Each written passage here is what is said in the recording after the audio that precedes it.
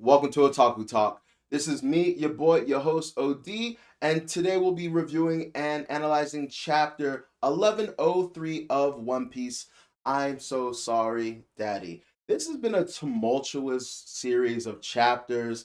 The flashback has ended, but the pain and suffering has not. So it has just been a great time to, just be enjoying and experiencing One Piece. If this is your first time on my channel or you've been here before and haven't done so already, would greatly appreciate if you could like, share, and subscribe. Bang that bell, do me a solid. I would greatly appreciate it. Also, do me a favor. There's a video I did quite some time ago. I took a lot of pride in it. I believe it's titled "Is Oda a Hack?" Definitely check that out because a lot of things and themes and story aspects that I discussed in that video are starting to rear their head now. And so I really think that it would be a video that has aged rather well. So go ahead and check that out. It's not me bashing Oda, it's actually the opposite. So get a second, check it out. Anyway, without further ado, let's get into this review. 頑張れそう頑張れ諦めないで口笛吹きさ歩き出そうよ Going now. All right, chapter 1103 of One Piece. I'm so sorry, Daddy. We open up this chapter with Jory Bonnie and Vegapunk talking, and basically she's letting him know that, yeah, I saw everything that happened. I have received my father's memories. Vegapunk's a little bit blown. He's like, damn, I let your father down. You weren't supposed to see any of that. And honestly, such a heart wrenching moment happens. Joribani reverts to her true age. Honestly, it seems like a form of, just trust and vulnerability. And she runs into the arms of Dr. Vegapunk and hugs him and thanks for everything. Vegapunk still feels shitty for the role he played, which honestly he should because I don't really like how things went about with him, but I can kind of understand generally like how he didn't feel he had a choice, kind of how he went about things. I still think he could have pushed back a little bit. I still think he could have done some some underhanded tactics, some backdoor stuff, but hey, maybe I'm underestimating Saint Saturn, the god of science or whatever. So there goes that. Anyway, he finally gets to give Bonnie her 10th birthday present, even though he's 2 years late, and he presents her with this sapphire necklace. I guess it's Kuma's way of not only showing like where she came from and like, talking about her jewelry and, the relation to sapphire scale, but, it's shaped like a sun and I guess has some kind of connection to Nika.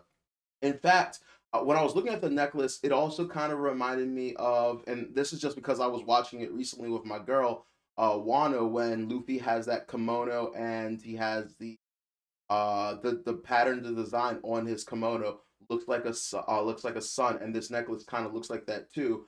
So I'm wondering if this is going to be way more plot relevant than not. It could just be a nice little gift, but he says protective charm, and it's making me wonder: is this necklace going to have some kind of abilities or give Joribani access to something of some sort?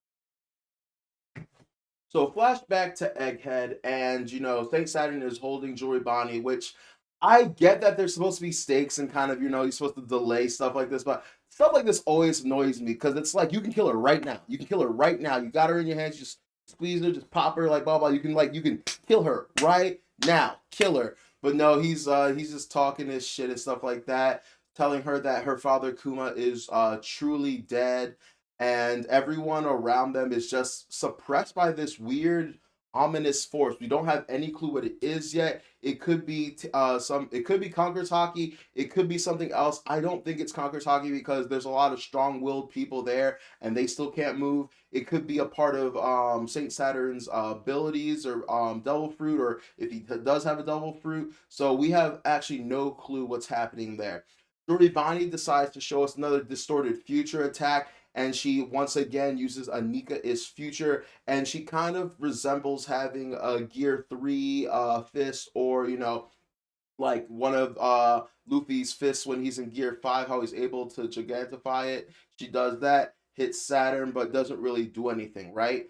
While that's happening, Luffy is suppressed and he's like begging for food, but no one can get food to him. and so he's just out of luck. But then we see later after that panel where Toribani transforms and punches Saint Saturn, Luffy is eating, and Saturn is like, "Who gave him food? Get him in Sea Stone cuffs immediately." But I'm wondering if also the Marines are also being suppressed by this force. It would be really cool if he had control over it, where he could make, kind of like with Congress hockey, you can make some people pass out and you can spare others, right? Like I didn't realize this until I rewatched Sabaody, but like Riley specifically was knocking certain people out and leaving other people up, and I thought that was really, really, really cool display of how well he controlled he is with his power. Now, in terms of who got Luffy the food, I haven't the faintest. One person that I've been trying to find any excuse to rationalize like what they're gonna do when they're gonna come back is Caribou. Caribou, honestly, he did the same thing in Wano where he stored all the food in his swamp. Could have done something similar here. My only question is if the rest of these people like Sanji can't move, then how the hell is Caribou moving? So uh I have no clue. Part of me for a second thought like did Kizaru do it real quick, but Kizaru seems to be just lying there trying to get his wits about him, trying to figure out what he's gonna do. So I don't think it was Kizaru. So I'm very, very curious where this food magically appeared for Luffy to ingest. On top of that, so after Joribani hits Saturn, she feels very, very weak. Saint Saturn is very elated because he's basically like, okay, she's feeling weak because she's losing her belief. So let me just, shit talk. Let me just, get further, make her have doubts and questions and stuff. And he realizes that Bonnie doesn't see the correlation between Nika and Luffy's white form.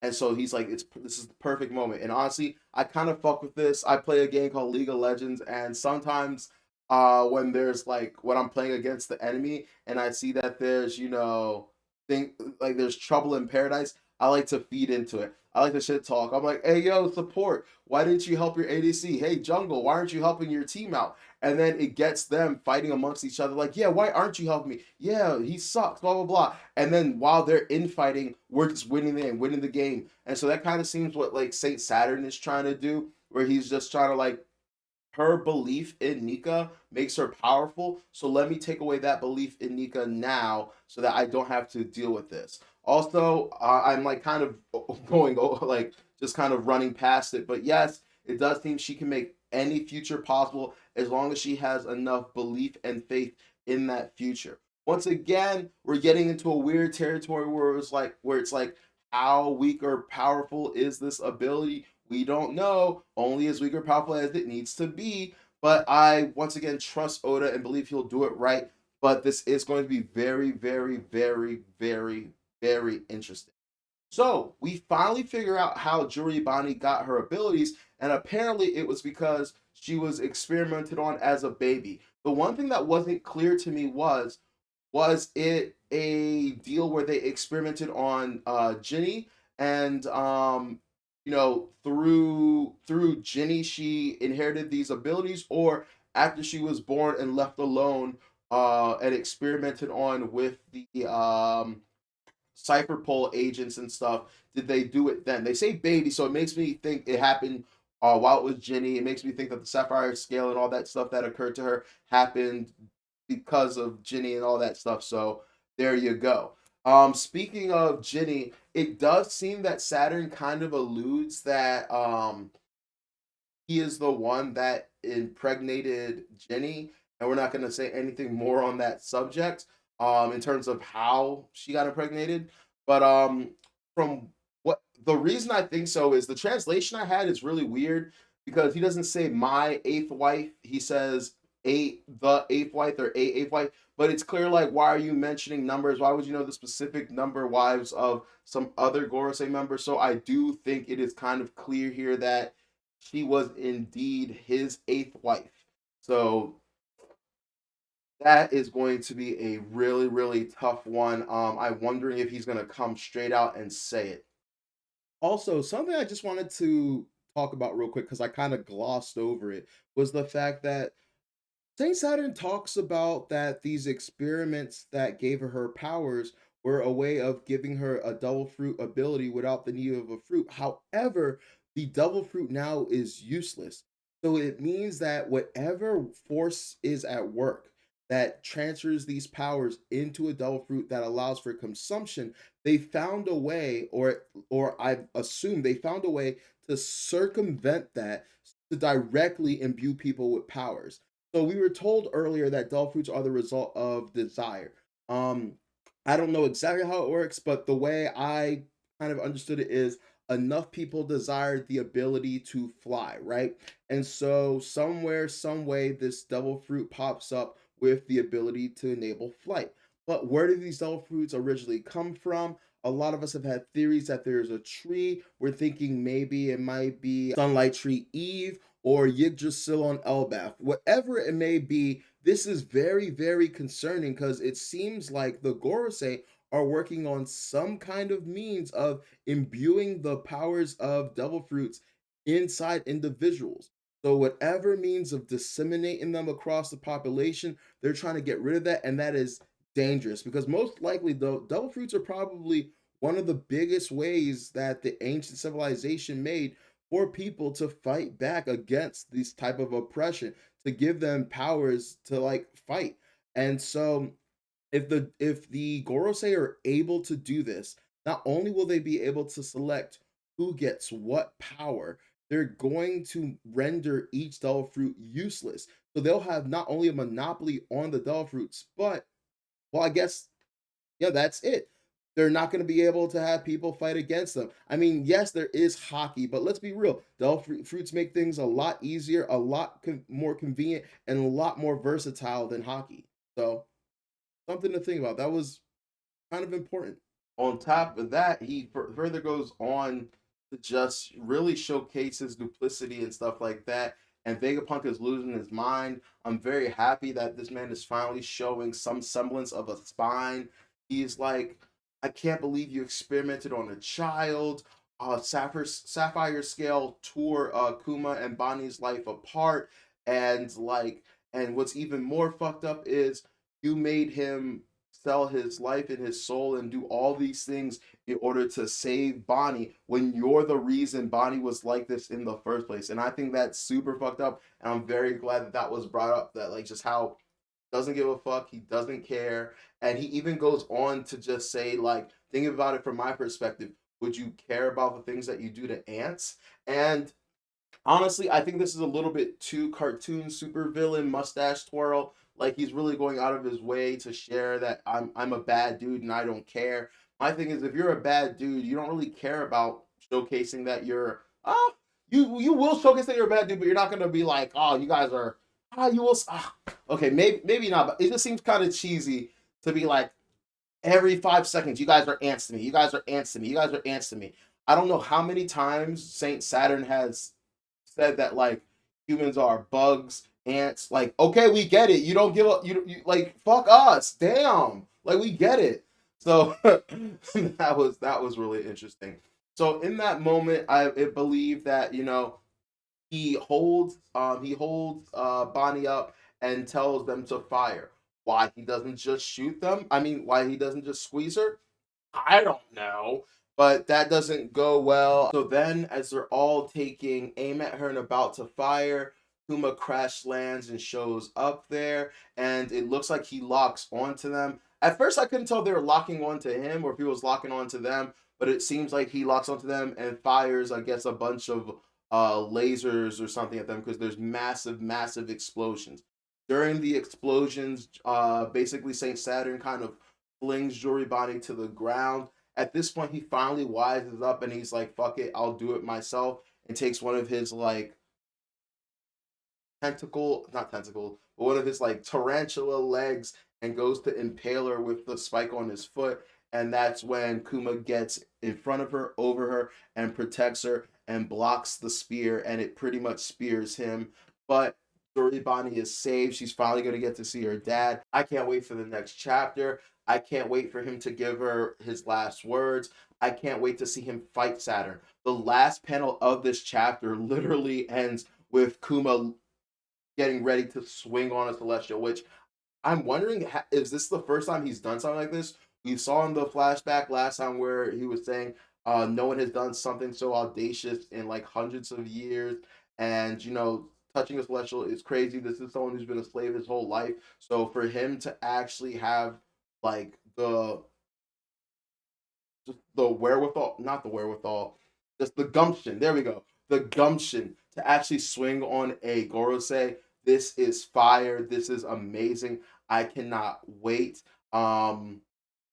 Yeah, I'm super excited for Kuma. I can't wait for this fight. Obviously, he's going to lose, but he's not the type of dude that's gonna go out, looking weak. I think he's going to hurt Saturn in some way. I've heard this has become a popular theory. I said it forever ago. I really think it would be really cool if he could inject all the pain and suffering that Saturn has caused him and maybe the others, but mainly him, and put it into Saturn. That would be amazing. And then we get to find out if that self-destruct feature is still there and if it is strong enough to do anything to Saturn. We're gonna see if Luffy's able to get back up, who gave Luffy food. We're gonna see maybe that ancient giant. I have heard some theories about maybe transferring his consciousness to the ancient giant. That's mid to me. That's whack. I'm not a big fan, but hey, if you are, that's cool. That's whatever. But great chapter, great chapter, great chapter. Cannot wait. Cannot wait for the next chapter. I want to see if Kizaru is going to switch sides, what Luffy does. Where is Lucci right now? What's he doing? What's he up to? And is Dragon possibly going to show up here? Seems a little bit early, but you never know. But there was that one panel where they're like, where would he go? And the news of the siege has spread across the world already. So I wouldn't doubt it if they showed up. Also, I believe that didn't we see one of Blackbeard's ships outside this island? So there is a lot of shit about to go down, and I am here for it. Anyway, thank you guys for tuning into Otaku Talk. It's me, your boy, your host, OD.